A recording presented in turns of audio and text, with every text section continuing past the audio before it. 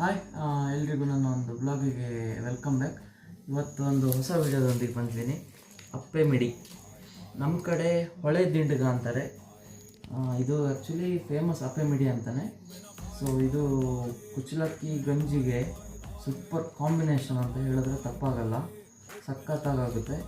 ಇದು ಈ ಥರ ತೊಟ್ಟೆಲ್ಲ ಮುರ್ಕೋಬೇಕು, ತೊಟ್ಟೆಲ್ಲ ಮುರ್ಕೊಂಡು ಈ ಥರ ಚೆಂದ ಒರೆಸ್ಕೋಬೇಕು. ಕೆಲವರು ನೀರೆಲ್ಲ ತೊಳ್ಕೊಂಡು ಒರೆಸ್ತಾರೆ. ಸೊ ಇದೇನು ಅಂತ ಏನು ಕೊಳೆ ಆಗಿಲ್ಲ, ನಾವೇ ಕುಯ್ದಿದ್ದು ಎಲ್ಲ ಕೆಳಗಡೆ, ನಾವೇ ಎಲ್ಲ ಕ್ಯಾಚ್ ಹಿಡಿದು ಇದು ಮಾಡಿರೋದು. ಸೊ ಹಾಗಾಗಿ ಚೆಂದ ಈ ಥರ ಒರೆಸ್ಕೊಂಡ್ಬಿಟ್ಟು ಈ ಥರ ಒಂದು ಬಾಕ್ಸಿಗೆ ಹಾಕೋಬಿಡಬೇಕು. ಕೆಳಗಡೆ ಒಂದು ಸ್ವಲ್ಪ ಉಪ್ಪು ಹಾಕ್ಕೊಬೇಕು ಸ್ಟಾರ್ಟಿಂಗು, ಮತ್ತೊಂದು ಸ್ವಲ್ಪ ಮಾವಿನಕಾಯಿ ಹಾಕ್ಕೊಂಡು ಅದ್ರ ಮೇಲೆ ಉಪ್ಪು ಹಾಕಿ ಈ ಥರ ತೋರಿಸ್ತೀನಿ. ಈ ಟೈಪ್ ಸ್ವಲ್ಪ ಉಪ್ಪು ಸ್ಟೆಪ್ ಬೈ ಸ್ಟೆಪ್ ಹಾಕ್ಕೊಂಡು ಒಂದು ವಾರ ಇಟ್ಬಿಡಬೇಕು. ವಾರ ಇಟ್ಬಿಟ್ರೆ ನಿಮಗೆ ಮಾವಿನಕಾಯಿ ಉಪ್ಪೆಲ್ಲ ಹೀರ್ಕೊಳ್ಳುತ್ತೆ, ಸಖತ್ತಾಗುತ್ತೆ. ಮತ್ತು ತುಂಬ ದಿನ ಇಡಬಾರ್ದು. ಇದರದ್ದು ಇದೇನು ಹಾರ್ಡ್ನೆಸ್ ಇದೆ ಗಟ್ಟಿ, ತುಂಬ ದಿನ ಉಪ್ಪಲ್ಲಿದ್ದರೆ ಸಾಫ್ಟ್ ಆಗುತ್ತೆ ಮತ್ತು ಅದು ಉಪ್ಪಿನಕಾಯಿ ಹಾಕೋಕ್ಕೆ ಚೆನ್ನಾಗಾಗಲ್ಲ. ಸೊ ನೆಕ್ಸ್ಟ್ ಇದ್ರದ್ದು ಉಪ್ಪಿನಕಾಯಿ ಹೇಗೆ ಮಾಡೋದು ಅಂತ ಹೇಳಿ ತೋರಿಸ್ಕೊಡ್ತೀನಿ. ನೋಡಿ, ಮೊನ್ನೆ ಉಪ್ಪಿಗೆ ಹಾಕಿ ಇಟ್ಟಿದ್ದು ತೋರಿಸಿದ್ದೆ. ಈಗ 1-2 ದಿನ ಆಯಿತು. ಈಗ ನೋಡಿ ಈ ಥರ ಚಂದ ಕುಲುಕಬೇಕು. ಶೇಕ್ ಇಟ್ ಪುಷ್ಪವತಿ ಇದು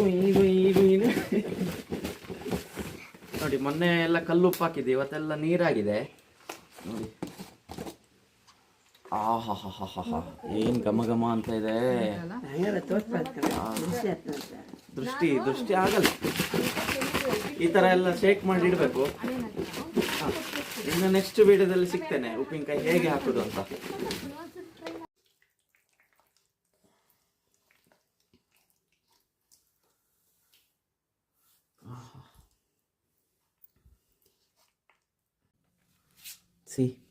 ಇದರೊಳಗೆ ಅಪ್ಪೆ ಮಿಡಿ, ಮಾವಿನ ಮಿಡಿ ಉಪ್ಪಿಗೆ ಹಾಕಿಟ್ಟಿದ್ದು ಇದೆ.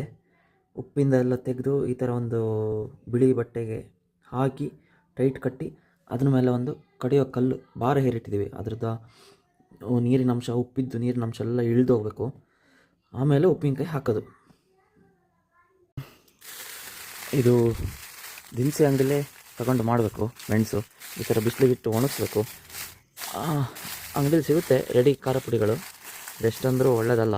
ನಾವೇ ದಿನಸಿ ಅಂಗಡಿಗೆ ಹೋಗಿ ಉಪ್ಪಿನಕಾಯಿಗೆ ಒಂಥರ ಮೆಣಸಿರುತ್ತೆ, ನಮ್ಮದು ಸಾಂಬಾರು ಮಾಡೋಕ್ಕೆ ಒಂದು ಮೆಣಸಿರುತ್ತೆ, ಗುಂಟೂರು ಮೆಣಸು ಅಂತ ಇರುತ್ತೆ, ಕುಮಟಾ ಮೆಣಸು ಅಂತ ಇರುತ್ತೆ. ಉಪ್ಪಿನಕಾಯಿದು ಮೆಣಸು ಯಾವುದಂತ ಕೇಳಿದ್ರೆ ಅವ್ರು ಕೊಡ್ತಾರೆ. ಈ ಥರ ಚೆನ್ನಾಗಿ ಬಿಸಿಲಿಗೆ ಹಾಕ್ಕೋಬೇಕು. ಬಿಸಿಲಿಗೆ ಹಾಕಿ ಇದು ಆಲ್ರೆಡಿ ಒಣಗಿದೆ. ಇದು ಯಾವ ಥರ ಅಂದರೆ ನಿಮಗೆ ಹಿಂಗೆ ಮಾಡಿದ್ರೆ ಟಕ್ ಅಂತ ಓಪನ್ ಆಗಬೇಕು. ಇದು ಫುಲ್ ಒಣಗಿದೆ ಅಂತ. ಆದರೆ ಇನ್ನೊಂದು ಬಿಸಿಲಿಗೆ ಹಾಕಿ ಮಿಲ್ ಮಾಡಿಸಿ ಸೂಪರ್ ಆಗುತ್ತೆ. ಸೊ ಇಷ್ಟಾದಮೇಲೆ ತಂದಿರೋವಂತಹ ಮೆಂತೆ, ಜೀರಿಗೆ, ಕಾಳುಮೆಣಸು ಇವನ್ನೆಲ್ಲ ಒಂದು ಸ್ಟವ್ ಮೇಲೆ ಮೀಡಿಯಮ್ ಫ್ಲೇಮಲ್ಲಿ ಚೆಂದ ಹುರ್ಕೊಂಡು ಅದನ್ನು ಫುಲ್ ಪೌಡ್ರ್ ಮಾಡಿಸ್ಕೋಬೇಕು. ಅವೆಲ್ಲ ರೆಡಿ ಆದಮೇಲೆ ಬಾಣಲಿಗೆ ಸ್ವಲ್ಪ ಸೂರ್ಯಕಾಂತಿ ಎಣ್ಣೆ, ನಾನು ಗಾಣದ ಎಣ್ಣೆ ಪ್ಯೂರ್ ಎಣ್ಣೆ ಯೂಸ್ ಮಾಡಿರೋದು. ಹಾಗಾಗಿ ಸಾಸಿವೆ ಹಾಕುವಾಗ ಸ್ವಲ್ಪ ನೊರೆ ಬರ್ತಾಯಿದೆ. ಸೊ ಅದೇನು ತೊಂದರೆ ಇಲ್ಲ. ಹಾಗೆ ಹೆಚ್ಕೊಂಡಿರುವಂಥ ಬೇವಿನ ಸೊಪ್ಪನ್ನೇ ಯೂಸ್ ಮಾಡಬೇಕು. ಮತ್ತು ಬೆಳ್ಳುಳ್ಳಿನೂ ಅಷ್ಟೇ, ಬೆಳ್ಳುಳ್ಳಿ ಸಿಪ್ಪೆ ಎಲ್ಲ ತೆಗೆದು ಈ ಥರ ಸಣ್ಣ ಹೆಚ್ಕೊಂಡು ಎಣ್ಣೆಗೆ ಹಾಕಬೇಕು. ಬೆಳ್ಳುಳ್ಳಿ ನಿಮಗೆ ಚೆಂದ ಒಂದು ಬ್ರೌನ್ ಕಲರ್, ಒಂಥರ ಗೋಲ್ಡನ್ ಕಲರ್ ಬರೋ ತನಕ ಚೆನ್ನಾಗಿ ಹುರ್ಕೋಬೇಕು.